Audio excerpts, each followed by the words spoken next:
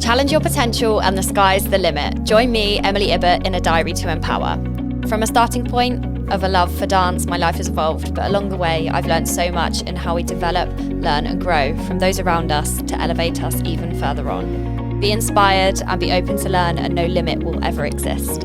Come along with me on my own journey in personal development, but with guests who have empowered me and are still doing so in my own journey. Hey, and welcome back.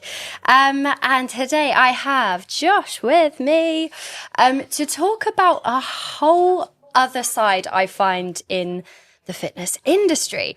Now, I guess before I kind of introduce, do you want to kind of explain what you do?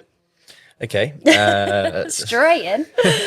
So I'm currently a physical training instructor in the Army. And I'm currently working at the new Soldier Academy in Purbright, which is the flagship centre for all basic training centres in the British Army. So anybody who's joining... I did not know that. Oh, wow. Facts. Anybody who's joining the British Army now over the age of 17 is now they either go to Catterick, which is in North Yorkshire, or they're now coming to Purbright. So we're opposite ends of the spectrum, I guess. Pretty much, yeah. It completely depends on what part of the military they're going to, what part of the army they're going to. But we get the vast majority coming through Purbright now. Amazing. And I think it's really interesting. I mean, obviously, I have, in terms of obviously being a PT, obviously not in the military, it's so different. And I think we've had previous conversations of where, you know, how, like, obviously I work individually with each of my clients, and you obviously have your individual, like, intakes, I guess, and obviously as individuals themselves, but it's such a different way of training people for their fitness and the background and the sort of stuff that you guys do, which I think is just really cool to talk about, which is why it's so great to have you on for today's episode. But I guess in terms of starting out, like when I'm with my team, we focus on like kind of what their goals are. But the goal's pretty much, I guess, for you to train them to be where they're going. Pretty much, more yeah. than anything else. Yeah, then it's pretty set that their goal is to graduate from basic training. That's their goal. So to leave, they've got to pass some fitness tests. So we get them literally as a blob of clay. You know, okay. Some of them have got experience, some haven't got experience, and we need to get them to that finished product at the end. And that must be really hard because obviously you do it in massive groups. Like how many are in? It can vary. So you can have anywhere between 25 to 40, depending on... crazy. Yeah, and obviously that depends on what stage of the training they're at, how successful that intake's been. Yeah. But usually, on average, you get around 40. That's give or crazy. take. I can't even imagine having like 40 of my clients like in one space. It's quite daunting when you're stood in front of them. It's like, oh, I've got 40 faces all looking at me right now. Like, yeah, and like you're the person that they're like, well, you're gonna get us past. Do you know what I mean? Like it's kind of that, and it's, I suppose, in like a lifestyle kind of fitness, and when we look at the gym and our goals and personal goals and stuff like that, it's kind of always progressing. And yes, that is the same, but it's so specific that it's almost none of them don't want to pass. Yeah. Like it's so much more regimented anyway, as it is for them to be able to be like, I'm coming here to do this, to get fitter, to be able to do X, Y, Z further on. And they all, like you say, they come from different backgrounds, but that must be really difficult because you've probably got some people who are probably quite athletic and have come from like, and again, different ages, I imagine. So how do you even approach that to begin with? Because I guess it changes. Like, what's the time frame that you then work with them? Like, from their first session that they have with you to their end must be like... So they're with us for about 3.5 months. It's not long. It's not long, no. It's quite it's quite fast-paced. And in that 3.5 months, their PT spread out. Obviously, I don't really know the specifics of that, how it works out, how many sessions they do. But on average, they'll do blocks. So we might have them for 2 weeks. They'll do one session every day for 2 weeks. Okay. Then they'll have a little bit of a break. And then depending on what stage the training is, the PT's then slotted in around that. Okay. So you kind of have in... I guess the timetabling must be crazy for whoever organises it. Pretty much, yeah. Whoever organises it on the spreadsheet they're like a mastermind. Yeah. Like moving and track everything around, yeah. So do you kind of, obviously they must have other training at Purbright, like where you're based, but you obviously only do the PT side of it. Yeah. Obviously, it's called the New Soldier Academy. So it's the whole new concept of how they're sort of progressing now, basic training sort of for the modern age. So it's almost like completely changing from where it was. Yeah. And has that been this year or?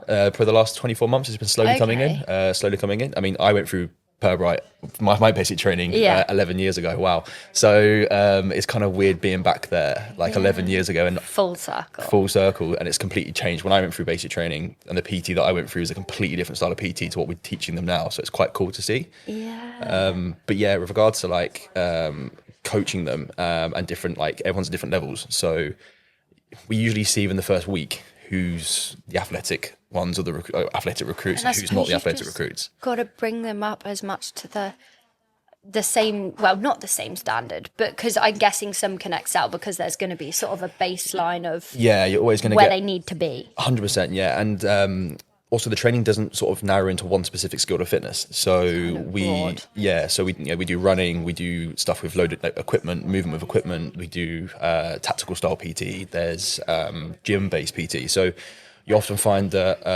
especially you'll get a lot of recruits who are very good at running, but they won't necessarily be so good at weightlifting. Okay. And then you have to zone in on those recruits, and then you'll get a recruit that's not a very good runner, but can outlift everybody in the gym, and it's quite cool to see. And then so you've got to find that happy medium between the two of them. And I suppose they then, regardless of their, I guess, specialities of what they're really good at, you've got to be able to train them in everything, like you say, but you can't go down the route of bringing one thing up because you've got to train everything nice and evenly. Yeah. Whereas for talking more bodybuilding style, if someone's weak in an aspect or has an imbalance, you would work on that specifically. But I suppose you can't do that because you've got your set sessions of a bit of everything kind of thing. Pretty much, yeah. And obviously, I suppose the bit difference is that, say, if one of your clients comes to you and say, hey, I want to lose weight for a wedding, or I want to do this, or I want to put on muscle, I want to start competing, or you're training to compete.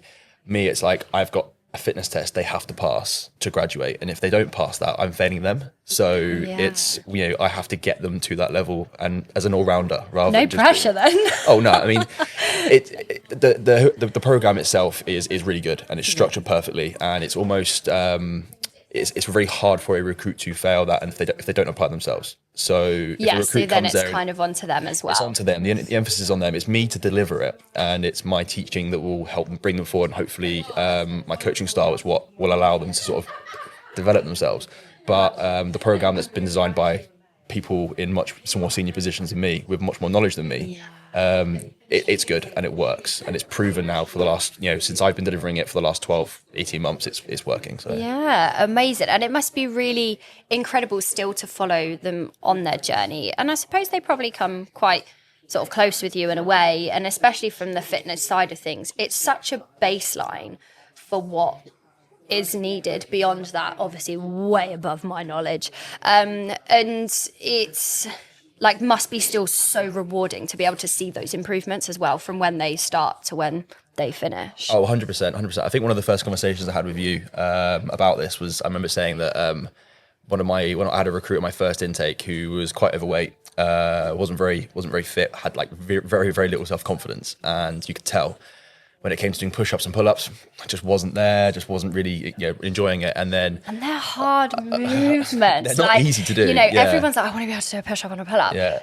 Even breaking it down as well, it's tough anyway as it is. And it's, again, that self-belief. When someone can't do those things, they really think negatively. Oh, and it's hang on a minute, it's really bloody hard. Yeah. And John, there's nothing more humbling than not being able to do a pull-up in front of people. Do you know what I mean?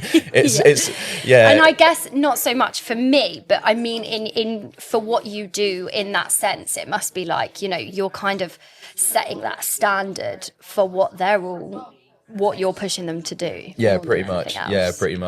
But and you do get to see them develop as well. That individual recruit, I think it was around week 10. They had a bit of a break, and he went home. And he came back and he's like, "Oh, can I have a chat with you at the end of the lesson?" I was like, "Yeah, cool. What's up?" I thought maybe you had an issue, an injury or something. You want to talk about it, or want some coaching techniques? And he's like, "Oh, I just want to say, I went home and all my mates said I look really good and that I've lost loads of weight." And I was like, "Nice one." I didn't tell him that, but inside I was like, "Nice one." I was like, "Okay, cool, thanks. See you later." Yeah, I suppose so I've got to keep that blue steel sort of don't sort of get to attach them. But inside, I was like, do that. I was like, yes, go for it. And I think as well that whether or not it's, you know, specific for the military or even in lifestyle in terms of like how I work with my coaches, it's still incredible to see someone's self-confidence and self-belief, which again, on my last episode, I spoke a lot about, and it's so important to be able to have that and to see that grow. But how annoying that you can't like be like, yeah. Yeah, I know. Obviously, it comes with it. And it's so empowering for them as well. And I bet to actually have that break, to come away, for him to have those conversations with those people, is actually, it's way more than just a fitness test or just sort of passing to go where he wants to go. Because I imagine there are many avenues after them being with you that they can go on. And can they do stuff, I guess, in their own time? So how much free time, I mean, obviously, how much free time do they get on their timetables? Like, can they go and work on stuff in their own, like, as normal, like, to work on when they come into sessions with you, or is it literally? It's so, that regards to the actual timetable, I don't really know too much about it. Oh, okay. You just kind of do I just do sort of the fitness side of it. But there are opportunities, they do have some opportunities to do their own training, but it's not encouraged because it's difficult because they're probably being like, well, and like pummeled. Do you know what I mean? Like, you're being put through your paces, so you're not going to have much. Yeah, I mean, my advice to them is, and to anybody who's going to go through basic training, is like, just use the evenings you've got to yourself to really focus on yourself and chill, because you don't realise how intense it is on your body while you're there, like marching everywhere. That's letting the PT, like working all the other stuff they're doing during the day. Like, it takes a toll. Like, their step counts for the roof. Yeah. So, they do have the opportunity to do. We have a running track there. We do have a gym there. They do have the opportunity to use those, but I always encourage my recruits not to. Chill, because you're doing the work and you're training. Yeah, I'll never say not to do it, because I'm always going to want people to train. Yeah. But I sort of say to them, like, if I was you, I'd focus evenings to get my ironing sorted, or polish my boots, just recover, and or also just recover, like prepare, I guess, because you have so much to do each day, or they do as well, more than anything else. And if you don't have that sort of spare time as well, you're just gonna be completely burnt out. And obviously that is kind of, I guess, a little bit expected in the intensity that they must have to be at. But yeah, I mean, even sort of with anyone, I always say to people, like, the rest and recovery, your chill time, your you time is just as important as the doing time, your work time, and the stuff that you want to really achieve your goals, because actually it helps it better. You know, I always say to people, I wouldn't be in the same position I am now without having my off switch with family, with friends, like with like doing nice things, as I would say. And I guess the age must vary hugely for intakes. Like, do you get some super young ones? Like, do you get, so, like, what's kind of, I guess it changes each intake. Pretty much, yeah. It does change. I mean, I've had an intake where my youngest is 17, my oldest was 35. Wow. It can completely vary, and again, that also impacts on how the level of fitness, and also they're buying into the fitness aspect of it as well. You'll get a lot of 17-year-olds nowadays who aren't actually that physically fit, and you'll get a lot of older people now who are fitter because they've had a career before they've joined, and they've trained in the evenings, or they've been part of a running club, or even got into something of somewhere else. But there's so many styles of training as well now that people can come in with such different backgrounds. Yeah.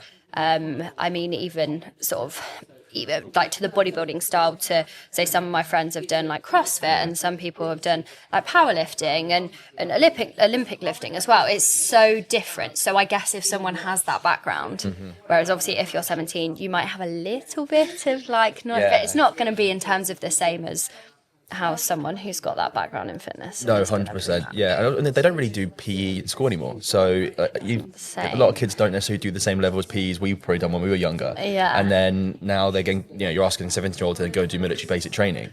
Unless they're playing football, going straight into pretty much. Unless they've been playing football, like Sunday League, or football for a team, or sports, or at a competitive level, it can be a bit of a steep incline, and we do see it. It's quite a shock to the system because. Yeah, I mean, sports, especially at college, at school you have PE, but it's more of like, you have to do it because I think it has to be in the curriculum. But people don't really enjoy PE at school most of the time. I liked it, but I was rubbish. Like, any team sports, I'm rubbish. But my sporting background came more from my dance side of things. So it's completely different to having that side of things and like I say, jumping straight in, you know, here you go, you got to be the standard of the military, go. No, pretty much, yeah, no. And how does it feel from like you teaching it, like, or you, I don't like the word teaching, but I suppose, or like instructing, should I say, is it, I guess, like you say, weeks vary depending on what sort of lessons you do, and the content of your lessons, I guess, vary as well. But do you have like kind of favorite types of lessons, or like you say you sort of have like a personal style, and I'm presuming there's more than one of you who are sort of on board, or is it just you like instructing? So every lesson you have two instructors. Okay. You always have like the overall lead of the instructor. So let's say it's head to be me. And then you always have an assistant that's there to like just make sure stuff's getting swept up behind you. I suppose if you've got 40 people, it's quite a lot to manage. There is nothing more nerve-wracking than when you've got 40 people back squatting and you're trying to instruct back squatting. I mean, come on, squatting, teaching someone to squat it's hard. It's one of the hardest things that you can teach. So if I've got 40 people back squatting and people are looking like question marks half the time, and so you can't coach everybody. Yeah. So I mean, so you have to then focus on the recruits that haven't got the weightlifting backgrounds to then give them a bit extra coaching, because you can hurt yourself in the squat if you don't really do it properly. Yeah, and are your lessons like long? Because I suppose like I even say to people like an hour's still never enough for even like a one-to-one PT, you know, of the level of detail that you can go into, let alone if you have 40 people in front of you. Like you have to just try your hardest to obviously get, I guess, key stuff across and to really push them to challenge themselves as well without breaking themselves too. You know, or how does it find to sort of like manage that side of things if there's so many? It's just, you just got to find the way to tap into them. Yeah. You know, you've just got to, I don't know, it's, you'll get a different reaction at different parts of the intake. You'll get a different reaction from different recruits depending on what the lesson is, pretty much. So it just depends on that. But back to your question about, is there any particular type of lesson that I like to teach? For me, it's I'm really big into my green PT. So it's like more. Explain. So it's more. I mean, I do like the gym-based stuff. The gym-based stuff's good, but you can only really see the recruits to a certain extent there, because everyone can lift weights if you teach them. Like everyone's got the ability to do it. It's a very controlled environment. The green PT is more PT based off what we do for our job. So out on the area, running like up and down hills, carrying equipment. I was going to say, this is going to be with like some sort of massive rucksack, I can imagine. Like, you know, that is hard. Yeah, pretty much that kind of stuff. And I prefer that kind of training. And also we have like a lot of tactical training, which is like carrying burdens, like crawling, stuff that's based on like sort of mental resilience style training. And it kind of that's probably where it really puts them to the test. That's why I like to see it, because for me it's like I can see you lift, I can see you back squat, I can see you shoulder press all day in the gym, and I'm not going to see the real recruit so I suppose that's useless on its own. Yeah. Like for what you're doing and what you're wanting them to achieve. You're by teaching that, by teaching these functional movements that we teach, because we teach basically movement patterns. So there's like push, pull, press, rotate, brace. That's hinge, lunge, that sort of stuff. It's all just movement patterns. But when you get them out on a hill and it's a little bit cold, a little bit wet, and you're sort of making them move at quite a brisk pace with some equipment, which is what we would have to do in real life if we have to. You see the real side of those recruits come out, and often you get recruits that you probably wouldn't think excel in those elements. Which is really like, and it can probably see from your point of view where people really can shine as well, because you don't know someone's true background in their resilience and their like mentality and their mindset, because even sort of in the bodybuilding world, really it's how you grow your mindset, really where you're going to go places, and the people who really excel past it being a little bit tough to get up on a Monday morning to go to the gym or whatever. I mean, that's a very generalized thing, but actually when you put it into play, it's that probably comes out and you're like, hang on a minute, like you're gonna smash this. Yeah, 100%. And I've honestly had so many proud moments when I don't know if you've ever been out on the back area around sort of in the Purbright Brookwood area around Aldershot. It's quite hilly. Yes. Especially around here, it's quite hilly. Yes. Yeah, there's definitely been some proud moments there where we're going up some of these hills and I'm looking back and they're all the recruits are like still with me, keeping up. Yeah. And I'm like, yes, like, yeah, go on. And again, I don't tell them this, but inside I'm like, I'm like, no, hurry up, get faster. Like, you know, yeah. But in real life, I'm like, yeah, good. Like, they're smashing it. It's good. And like, I also get like nostalgic like flashbacks, because again, I remember being a recruit, being there. I was not a fit recruit. Like, I I paid lip service to my fitness before I joined the army, and I turned up and was in for a world of hurt when I first got up. And I was always one of those recruits at the back in pain, getting shouted at to hurry up and catch everyone up. So now, like, being the PTI and having taken these recruits up the same hills that I went up as a recruit, it's kind of like, this is kind of cool. Yeah. And it's that growth that I think, no matter what journey people are on, sort of listening, whether that be they're pondering on sort of going into the military or even just on their fitness journey, like everyone's a beginner at some point. And even for like people who say to me, like ask me questions about my journey, and I'm sure likewise to yourself, like the recruits probably ask you sort of about certain things sort of so long that they can have conversations with you. But it's really interesting to see where it's like, you know, I was also you. Like, you know, and I think everyone has their different backgrounds. Like someone's day 1 is someone else's day 50. Like, you know, you can't ever compare, and it's only relevant to you and seeing your own improvements. And I suppose that's what you have to get across to them. Like, yes, you're all here together, but ultimately you're here for you. Yeah. And you do have to be a little bit selfish, because I guess that's why they're there. Yeah, 100%. And I always say it to them as well. I always like, look, end of the day, like you're here. I say to them, this is a 3.5 month long job interview. Like you're not guaranteed. Yeah, that's a pretty good way to look at it as well. And I always say it to the recruits, like we have a gym induction where basically we introduce ourselves to our recruits and we sort of tell them we sort of lay down the law of the land, if it were, as to this is what to expect on PT. And I think a lot of recruits turn up with this preconceived idea of, oh my God, like my PTI is going to be horrible, he's going to shout at me. Oh, PT is going to be horrible, like I'm going to suck. And then they hear horror stories from people who've joined before them, and everyone always makes out what they've done before harder than what the person's going to have done coming behind them to try and like big up what they've achieved. And I always say, look, just forget everything you've heard. Look, it's a 13-week, it's a 3.5 month long job interview. I'm going to take you through your fitness here. It's my job to get you to the end, and you're going to improve. Yeah. And I just say to them, look, as much as you buy into this, as much you're going to get out. If you turn up and give me the bare minimum, you're going to struggle. If you turn up and you give me 110%, I will work with you every step of the way to get you through this course. I think that's the best way to look at it. You've got to, everyone's, like you guys are all in their corner, even though to them they're probably some days like, oh, you know, you're really at the heart. Everyone's sort of in your line of work and the industry that you're in is that they're all there for one another, and you're all rooting for it, even though yes, you know, it is tough. Oh yeah, 100%. I mean, especially where I work now, like, so there's around 30 plus of us PTIs in the gym there. There's a lot. I mean, you've been to the gym and you've seen it. It's quite a big gym. And everyone's very like-minded, everyone's very motivated, everyone's very positive as well, which is good.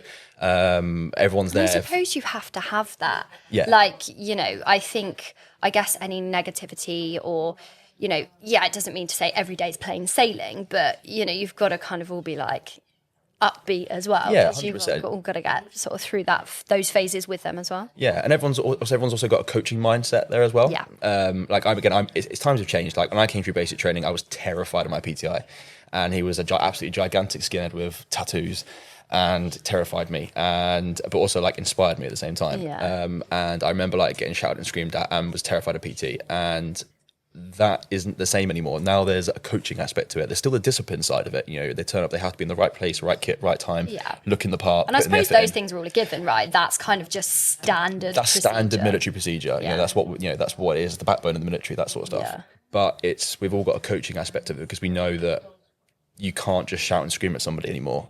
To get the benefit from someone, you need to coach them. It's useless. Like I always say to people, you know, I could bring anyone into the gym and absolutely butcher them, but I'm not here to do that. Like, you know, I'm here to coach you on why something's important, why we're moving this, why it's good for us. Like, actually, because you're going to go away being like, yes, like I'm learnt so much more, and also I can apply that.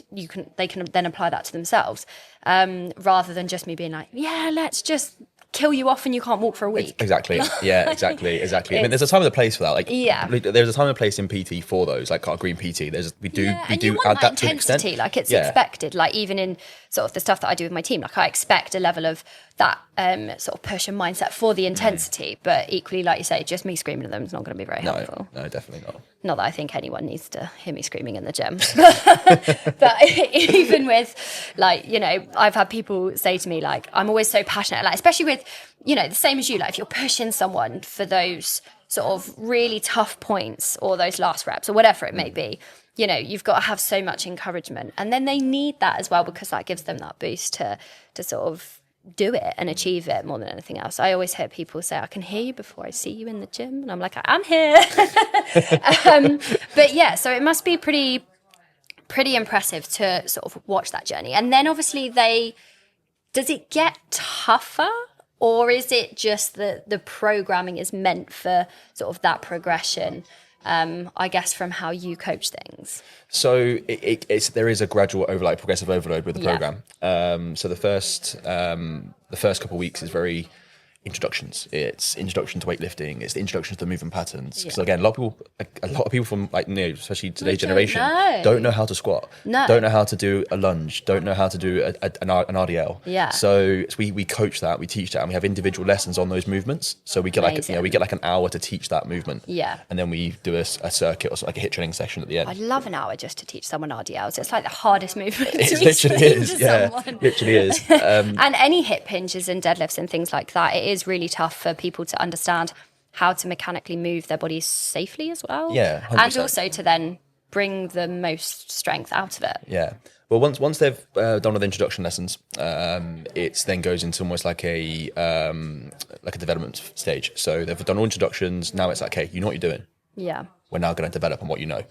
And then that's where we sort of bring the tempo a little bit more. It's like, we don't have to teach you anymore. You should know what you're doing. We're going to add your rep range in. We're going to add the weights in. Yeah. The distance of the run's going to get a little bit further. The pace is going to get a little bit harder. The weight you're carrying on your back and your kit is getting a little bit heavier. Distance is getting a little bit harder. How heavy those rucksacks, like how heavy do you go with them? So they won't carry any more than around 20 kilos. Okay. Flipping hard. Again, it's because what we're doing it's the foundation of it. Yeah. When they leave the military, when they leave basic training, they will carry whatever weight they've got based off what their job's going to do. Yeah, okay. And everyone's different. But with regards to us, we have a set fitness standard that they're to hit to allow them to develop into the next stage. So it's so tough. I remember my coach put a 10 kilo weighted vest on to do lunges and I almost killed myself. But yeah, and it's really fascinating to kind of talk about it. And I guess not many people kind of know, we are kind of like, yeah, people train in the army, they pass out and then that's that. Like, we don't ever sort of really understand, sort of what it kind of entails. And also from a personal training side of view, but from the military point of view, I think it's so, so different. Because I know, obviously, even when we've had conversations about talking with clients and things like that, it's, such a different way to sort of coach people. But fascinating nonetheless, which I guess, sums things up pretty well. But I guess, was there any sort of lasting comments from your side that you maybe wanted to highlight or go into? I mean, we've delved into a lot of topics sort of within this, but I guess what's your favorite part about the job, other than it being so rewarding? Big question. That's a very loaded question, to be honest. No, to be honest, it's just the current job that I'm doing now is probably one of the most rewarding jobs I've had in the army. So I've been in the army 11 years. Being a PT where I am now is probably the most rewarding aspect that I've had of it. And how long have you been doing it again? What, in the army or this job? So I've been doing this for about 2 years now. Okay. So yeah, give or take 2 years. And yeah, it's just the career satisfaction watching someone come from literally zero to graduating in their dress uniform, looking proud as punch one at their parents, and knowing that you've had a part to play in getting them to that. Yeah, and I guess level. You get to see that final day and be like, oh, yeah. Go me. Yeah. I've done my job, so you can do well as well. And that's what it's kind of like. That it is still that element of you're a team, you're working together. Yes, you're there as an individual, but you're not alone sort of in that sort of that line of work. But yeah, thank you so much for coming on board to talk about it. And sort of when I first spoke to you about speaking about it, my mind was like, yes, this is such a fantastic topic to speak about, because everyone sort of every guest that I come on board, and hopefully you guys somewhat can always resonate or pick something up or find something interesting, because we don't know. And I think in the fitness side of things, or the fitness world, it's so broad for how people can go into things, different style of training, let alone the military style of training as well. So yeah, thank you so much. If you guys have any other questions, feel obviously free to go through me or through Josh, sort of with any tags and anything as well. And yeah, thank you so much for coming on, and hopefully I will see you on the next episode. A big thank you for joining me on my channel and tuning in. Find me on Spotify, Apple and Google Podcasts, Amazon and YouTube at Diary to Empower. Follow me on Instagram, m_power.fitness and TikTok, m.ibert. See you on the next episode.